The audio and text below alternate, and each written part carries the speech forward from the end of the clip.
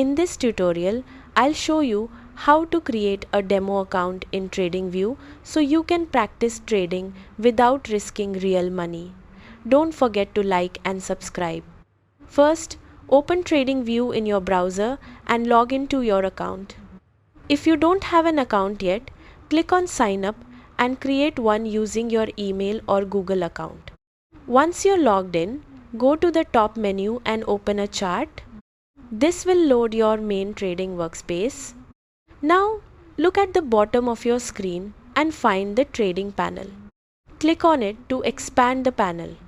From the list of options, select Paper Trading by TradingView. Now click on Connect. TradingView will instantly create a demo account for you with virtual funds.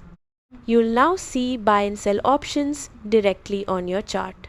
You can start placing trades just like real trading but without any risk. To manage your trades, use the Positions and Orders tabs in the trading panel. If you want to reset your demo account, click on the Settings icon inside the Paper Trading panel.